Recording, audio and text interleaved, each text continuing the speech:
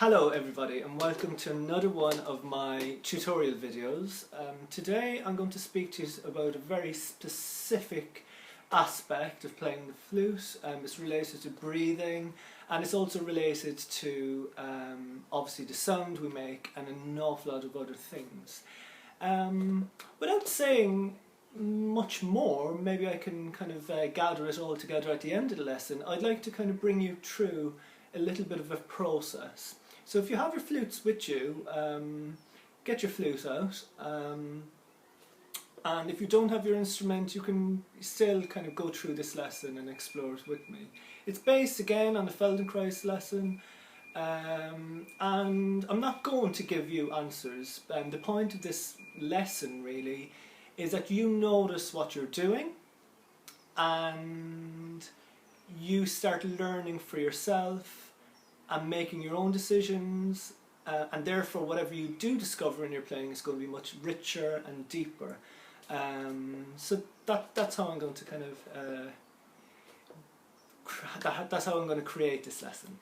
So what I want you to do is let's base it actually even on one of the sonority exercises, just the chromatic scale in moist della sonority.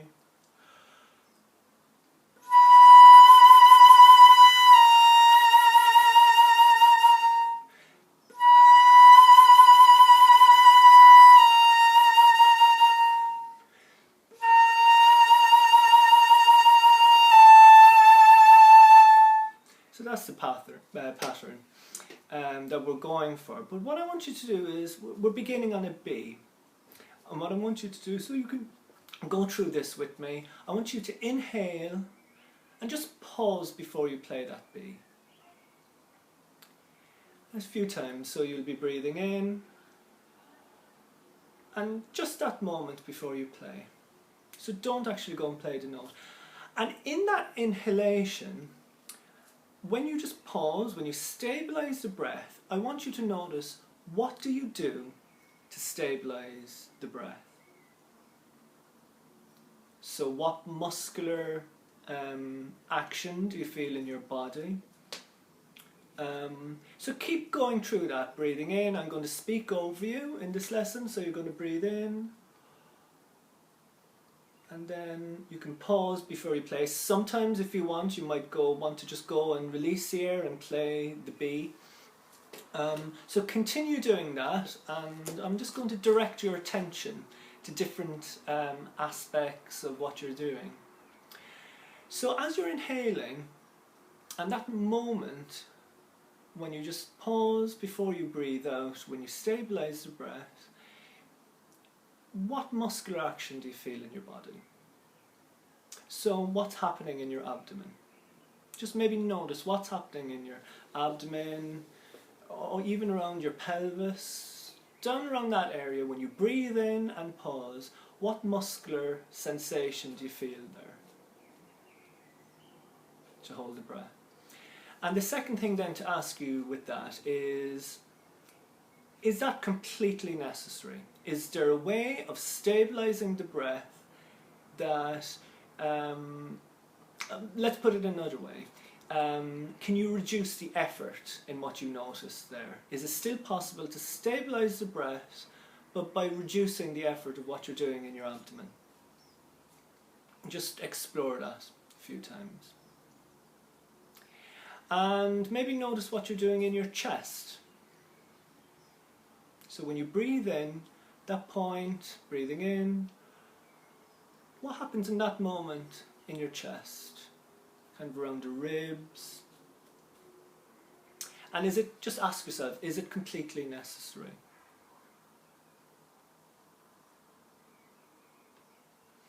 And keep going with that, stabilizing the air. Notice what's happening in your throat. So are you closing your throat? Is there a way of stabilizing the breath and holding the breath without closing your throat? Is there a way of doing that?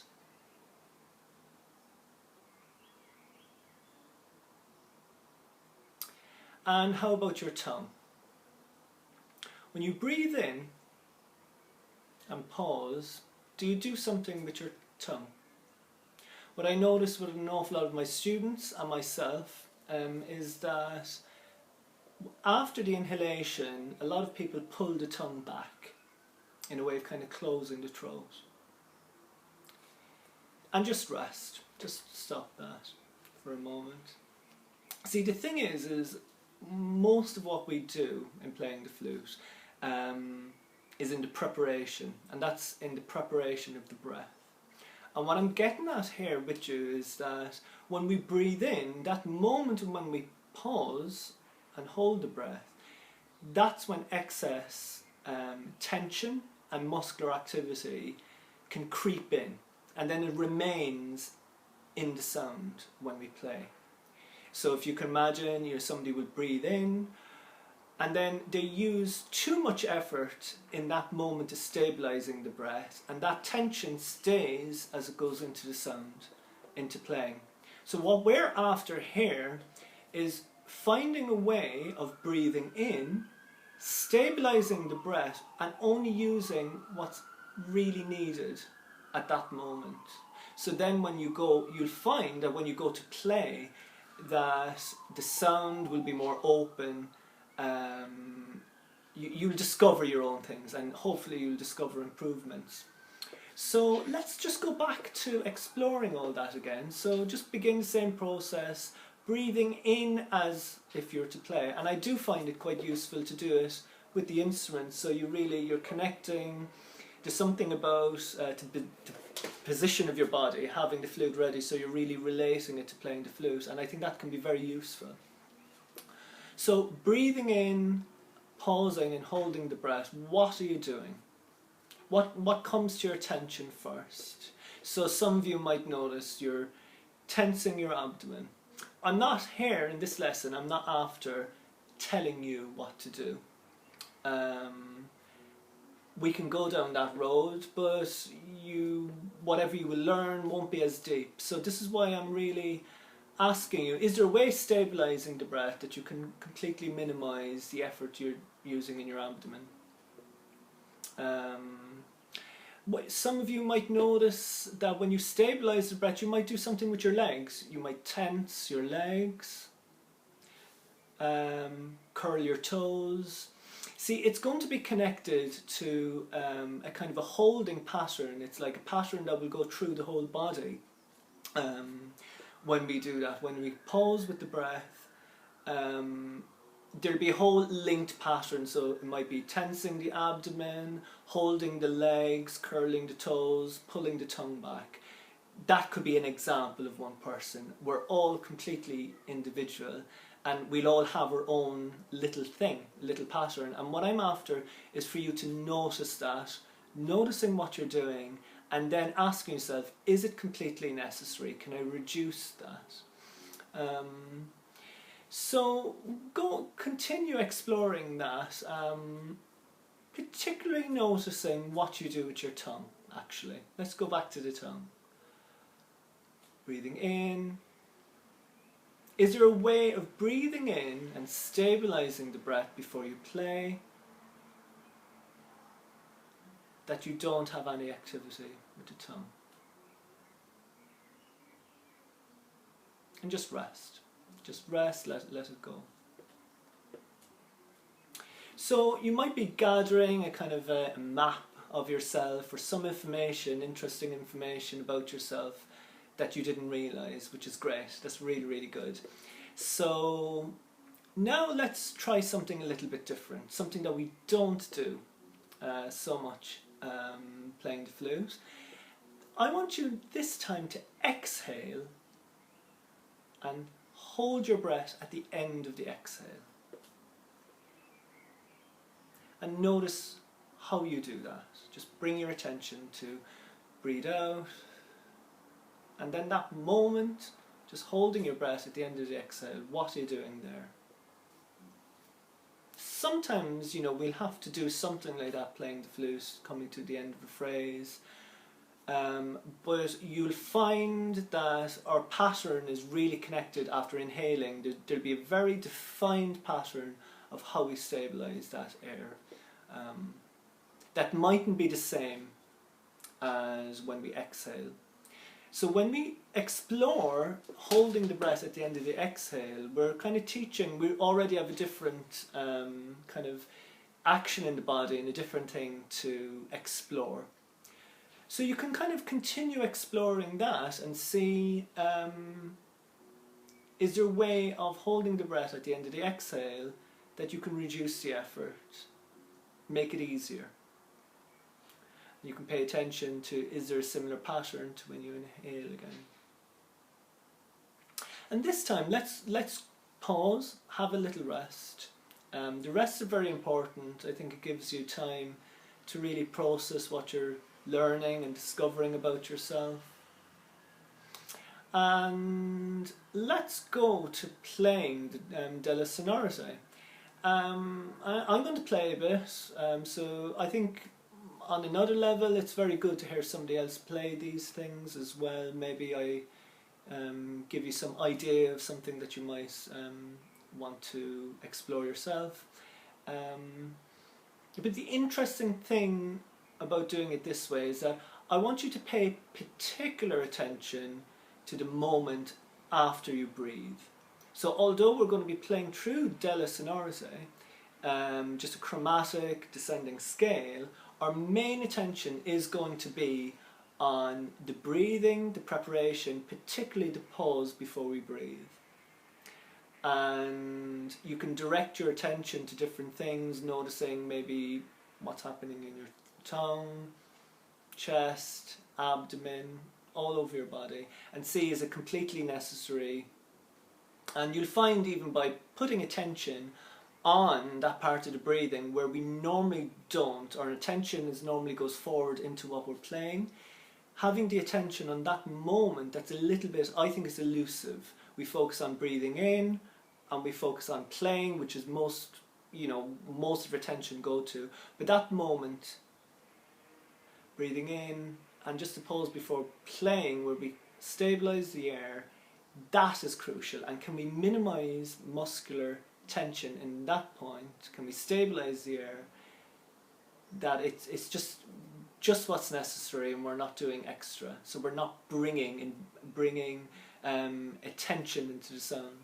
So I'm going to play along. You can play along with me, and we'll see how we go.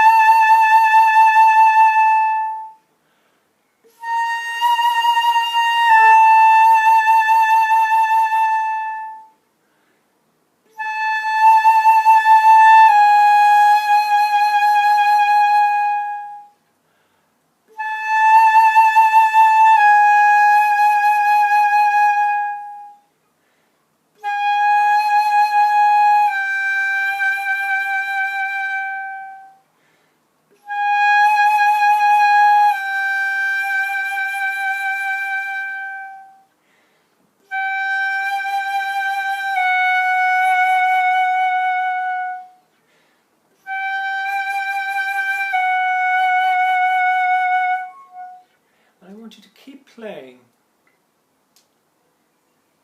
And just notice in the inhalations what you're doing with your tongue after the breath. Just pay attention to that while keep playing, exploring between the chromatic notes. After breathing is their way of just allowing your tongue to be free, that it doesn't pull back or tense in any way. And continue playing and maybe explore what's happening in your abdomen. Just after you breathe, can you minimize effort there and still get good results in your sound? And just maybe noticing your chest, what's happening in your chest. Just around the chest area when you breathe in. What are you doing? Is it completely necessary? Can you minimize it a little bit? How about your shoulders? Is there anything that you're doing in your shoulder area? Shoulders are very interesting because our lungs, a lot of us have very, you can continue playing if you like, this information can just sink in as you're playing. The lungs are very interesting. A lot of us have a very mixed up kind of map of the body. I've often asked in classes, in the maths classes, students, where's the top of your lungs? And they'll point here, here, here. The very top of your lungs is all the way up here actually. So all this area, we can allow breath into all this area. And there's an awful lot of muscles attached all around the shoulder areas, all around the shoulders and the arms. And if we tense the shoulders, we're actually also then immobilizing the ribs underneath the shoulders, and then under the ribs, the lungs won't be able to expand in that area. So tensing your shoulders has a huge influence on your breathing and your breath capacity. So that's a place that you can notice if any excess tension. And a similar thing in your pelvis, by tensing your legs, your leg muscles, you're also going to be, there's muscles that are connecting up through your kind of core or through the center view that connect through your pelvis up into, and actually that connect into the diaphragm. So if you tense your legs, you're also going to be, you can explore it yourself, tensing your legs and trying to breathe in. You don't get a full and deep breath. So you can maybe leave it at that. Be really interested in that moment. I do think a good tone production is really related, directly related to preparation. That's how we breathe. And even more specifically, it's related to that moment when we stabilize the breath, that we don't introduce extra effort that then will come into the sound. So I hope you found this useful, and I hope you explore some of my other videos, and I hope to continue building these videos and tutorials and share some of my ideas about flute playing. So enjoy your playing and see you soon.